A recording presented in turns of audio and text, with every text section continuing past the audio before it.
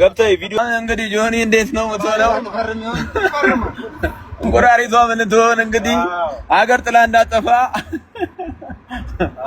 እንቁራሪቷ አገር ጥላ እንዳጠፋ የውጭ ጉዳይ ሚኒስቴር ወደ ውጭ እንዳይወጣ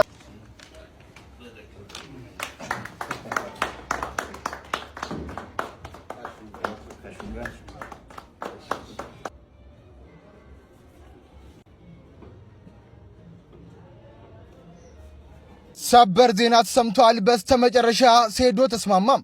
ሁለተኛው እንግዲህ በኢትዮጵያ የኤምኤምኤ ፋይት በሴዶና በጆኒ መካከል እንደሚደረግ እንግዲህ ሲነገር ነበርም።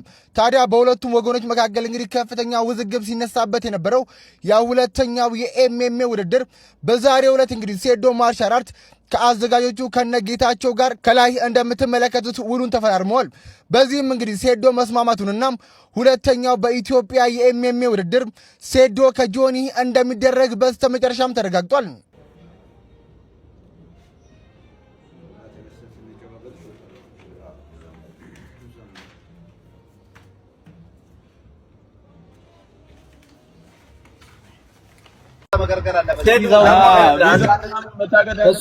ኬንያ በምን እንዳይገባ ኬንያ ወዳደራለሁ ሴዶ ማርሻል አርት ክብር ብለን ገባሽ በቃ ተፈራረምን።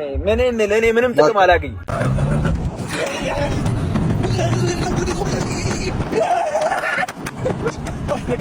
እንግዲህ ብዙዎቻችሁ ሴዶ እንደምታስቡት ሰው እንዳልሆነ ዛሬ አሳይቷል። ብዙዎች በምክንያት እያበዙ ከፋይቱ ርቀዋል። ብዙ ልጆች ሶሻል ሚዲያ እንዲሆነ እያሉ ብዙ ሰዎች ፈርተው በሶሻል ሚዲያ እኛን ወቅሰው ቀርተዋል ከፋይት። ሴዶ ግን እኔ ፈሪ አይደለሁም፣ እኔ ማርሻል አርቲስት ነኝ እንዳለውም እኔ ኪንግ ነኝ እንዳለውም ሆኖ መጥቶ ፋይቱን ማድረግ አለብኝ። የምን 5 ሚሊዮን ብር ነው የምን 10 ሚሊዮን ብር ነው በነፃም ቢሆን ፋይት አደርጋለሁ። አይ ዶንት ኬር የእናንተ ብር ገደል ይግባ ብሎ ነው ፋይት ማድረጉን የወሰነው። ይሄ ነገር ፊርማው እንዲካሄድ ወይም ደግሞ ሴዶን ፋይት እንዲያደርግም የስፖርት ወዳጆችና የአዲስ አበባ ኢንተግሬትድ ማርሻል አርት ኃላፊዎች መጥተው አዋውለውን ፋይቱ ይደረጋል። ቀኑን በቅርቡ እናሳያቸዋለን። እዚህ ይሄ የምታዩት ሸጋ ኢቨንት ኦፊስ ነው ያለነው። የባለፈውን ያንን ምርጥ ዝግጅት ያዘጋጁልን እነሱ ናቸው። ስቴይ ቲዩንድ።